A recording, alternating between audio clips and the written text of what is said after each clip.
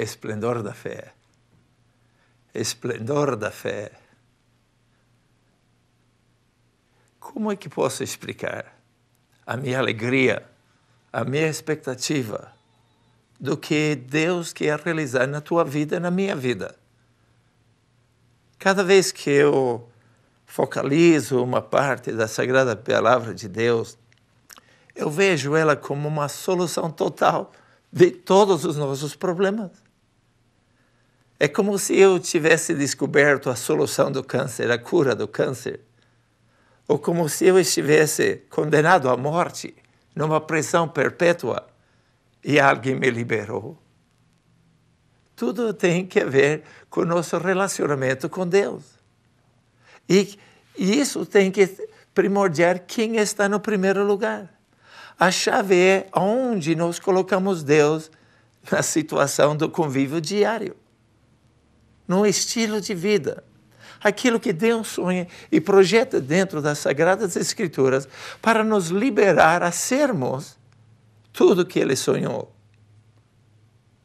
Além do nosso sonho, é aquilo que Deus sonhou. Mas precisa ser liberado por nós a maneira que nós confiamos nele e participamos de alguns princípios que estão dentro da palavra de Deus, para o nosso bem-estar.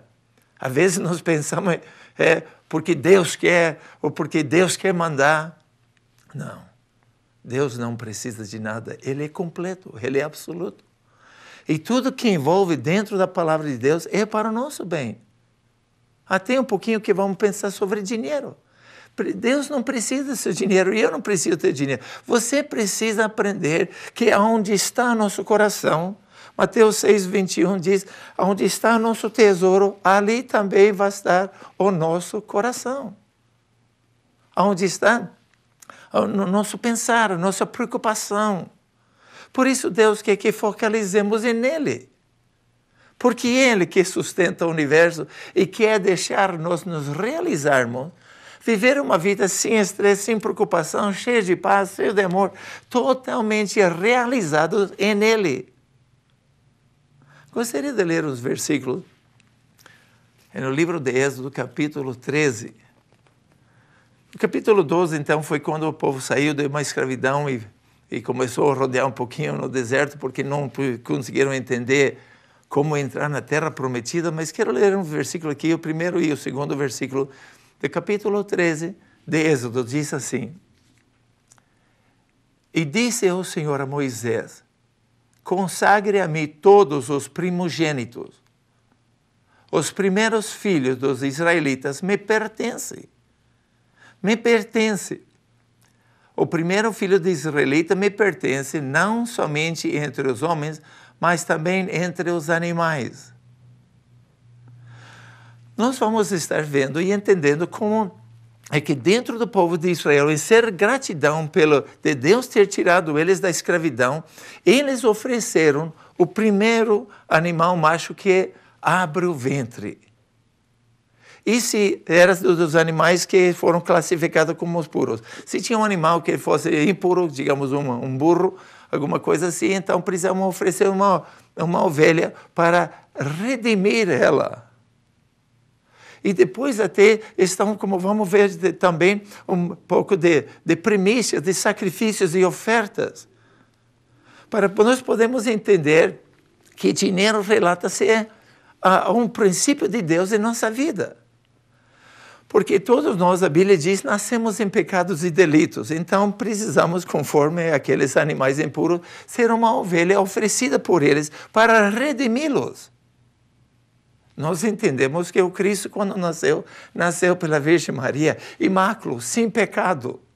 Então, quando Deus fala sobre as primícias, quando fala sobre os dízimos, quando fala sobre o primogênito é meu, está tudo envolvido em algo super complexo, mas não assim danino, não preocupante, quando começamos a entender da perspectiva de Deus. Jesus, que foi o perfeito, veio e morreu para que você e eu pudéssemos ser redimidos.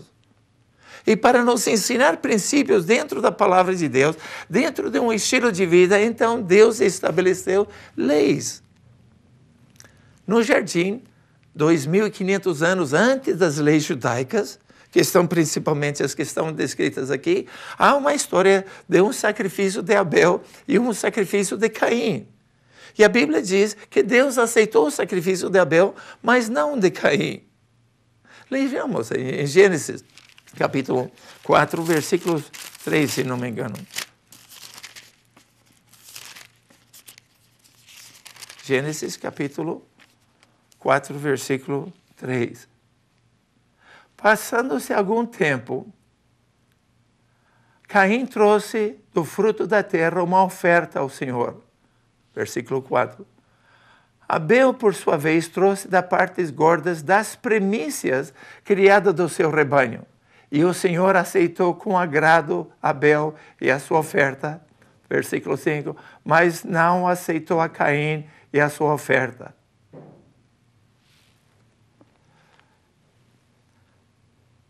Deus não pode aceitar segundo lugar.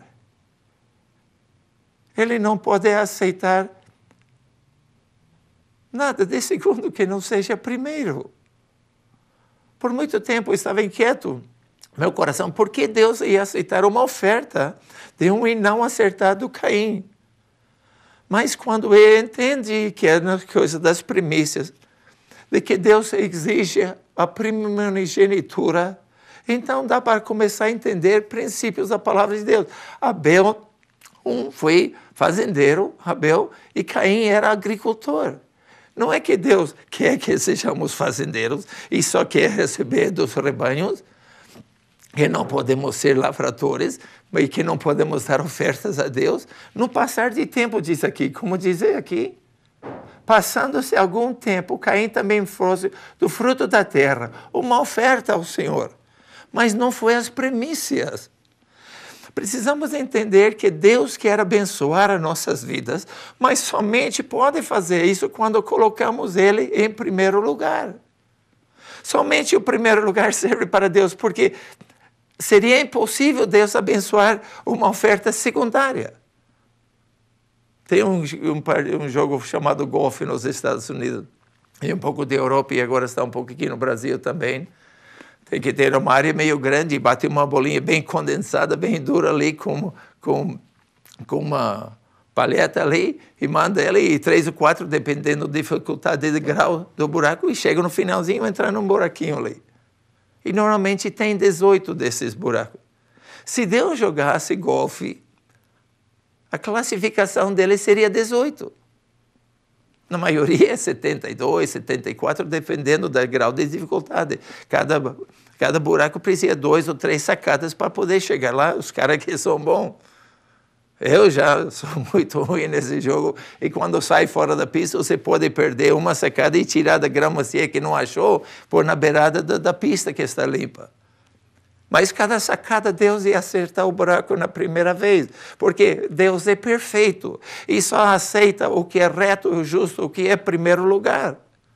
Por isso que diz, provai-me nisto em Malaquias 3:10, trazendo as ofertas ao Senhor, porque é algo que já lhe pertence. Ele diz, o que rasga o ventre é meu, o primogênito é meu, e o dízimo Deus que diz que é dele, desde o jardim do Éden. Todas as árvores vocês podem comer, menos esta uma. Essa me pertence. É uma prova de fidelidade que Deus nos dá, que dá a você e a mim. E a Bíblia diz, se não damos a Deus o dízimo, então estamos roubando Ele. E eu pergunto para você, é melhor ter 90% com a bênção ou 100% com maldição? Você pode dizer, mas eu não pago o dízimo, eu estou indo muito bem, tenho muita grana. Pode ser verdade, aqui nesta vida. Mas no jardim, Deus falou, quem comer desta fruta certamente morrerá. E a história relata que saíram andando do jardim, mas Deus falou que algo ia morrer, e algo morreu. Não morreram fisicamente, morreram espiritualmente. E aceitando Cristo como Salvador, regenera outra vez nosso espírito e nascemos do Espírito novamente. Dentro dos princípios de Deus, Ele tem bênçãos para nós. E Ele diz que 10% é dele. As primícias é para trazer dele. E é dele se nós queremos andar com sua bênção. Uns meses atrás eu fui para os Estados Unidos, para alguns meses. Estava trabalhando na casa do meu pai. reformado, entendo bastante de construção. Antes de vir do Brasil, era empresário e lá trabalhávamos fazendo casas, tipo condomínios horizontais. Aqui no Brasil entendemos mais como casas populares. Mas lá fazem de todas as camadas financeiras. Se um tem piscina, todas elas têm. Se um tem fundo no rio artificial, lago artificial, todos eles têm. Tem até condomínios que têm seus aeroportos próprios e guardam seus aviões dentro da garagem igual o carro, dependendo de quanto você tem para gastar ou pode gastar. Mas fui para os Estados Unidos passear um pouquinho, vendo meus filhos, e está no aniversário de meu pai, e bodas, e outra da minha sogra, e principalmente trabalhar um pouco na casa dele. E enquanto fui para lá, eu deixei o meu carro com o meu cunhado, lá em Curitiba. Agora, ele foi junto comigo, me deixou no aeroporto, ficou usando o meu carro por alguns meses, uns 2, 3 meses, e depois, quando voltei, ele veio me procurar outra vez. Já pensou se ele tivesse chegado para mim? Olha, eu e a tua irmã estavam pensando, e temos esse carro, queremos que você tenha ele. Queremos te dar ele para você. Então eu ia dizer, muito obrigado, mas pelo que eu entendi, pelo que diz na Escritura, já é meu. Não, mas nós estivemos orando e sentimos que realmente você precisa de um carro e nós vamos te dar esse. Queremos que você tome, está comigo, está com nós, ou aqui a chave é para você. No ponto de vista de Deus é a mesma coisa.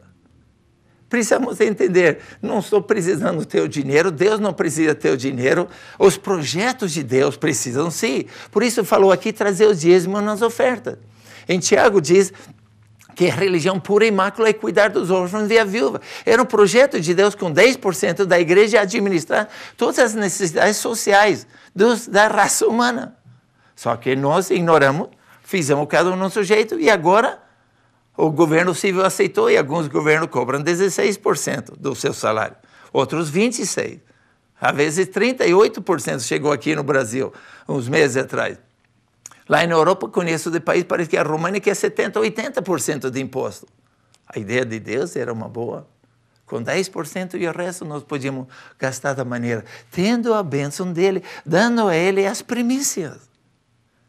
Dando ele, por isso se diz, trazer os dízimos, não diz pagar ou de dar, porque já pertence a Deus, independente se nós estamos dando ou não.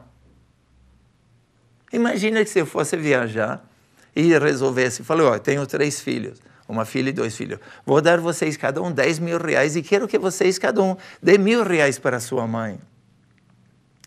Então, passa seu primeiro mês, né? O Christopher dá 1.000 para a mãe, e o André, um pouco mais, vou dar 2.000 para a mãe, e a Diana só dá 700. No terceiro mês, a Diana só deu 500. E ainda o Christopher deu 1.000, e o André ainda mais empolgado, mais carinhoso, caçula, então deu 2.000. No terceiro mês, a Diana, os meninos estão cuidando da mãe e não deu nada. O que você pensa que eu vou fazer quando voltar? E digo para eles, eu saí viajar e dei a cada um de vocês 10.000 para dar 1.000 para minha esposa. Não é detalhe se é sua mãe ou não. Não é depende se seus irmãos estão fazendo o trabalho deles ou não. Depende o que eu pedi você fazer. Então, certamente, da Diana não ia dar para ela mais. Ia reter aquilo e, quem sabe, dar para André, que estava investindo mais na minha esposa. A Bíblia diz que nós, a igreja, somos a esposa de Cristo. Agora você está pensando que ia ter uma bênção hoje ouvindo a palavra de Deus. Hoje pensei que você ia me abençoar, não ficar me cobrando o dízimo, me chamar de ladrão, se não estou investindo na igreja, nas paróquias, aquilo que Deus decreta, e depois as primícias e ainda ofertas por cima. Oh, meus amados, a vida cristã é como uma piscina. Tem o lado raso, o lado fundo. Tem alguns que nem sabem nadar e só ficam mergulhando os pés no ladinho raso. Tem outro que até a parte funda da piscina não les perde, porque o fundo é muito perto, para eles sabem nadar bem. Já gosta de estar no alto mar. Outro já gosta de pôr os tanques de oxigênio atrás e ali entra na profundeza do oceano e profundeza tão fundo que nem luz não está lá embaixo. Precisa de faroletes ou a palavra de Deus e as mensagens que Deus traz para nós. Às vezes são rasinho da ponta da piscina. Outras vezes precisamos até nem a piscina não serve de ilustração. Temos que ter um mar profundo. Temos que ver as profundezas de Deus. Oh, meus amados, Onde que Deus está trabalhando na tua vida neste instante? Quem está em primeiro lugar? Qual é a chave da tua vida? Quem está tomando o trono da tua vida? Vejamos na última parte do capítulo 13. Nos dá uma boa resposta para a gente ir pensando. Versículo 14 do capítulo 13 diz assim: no futuro,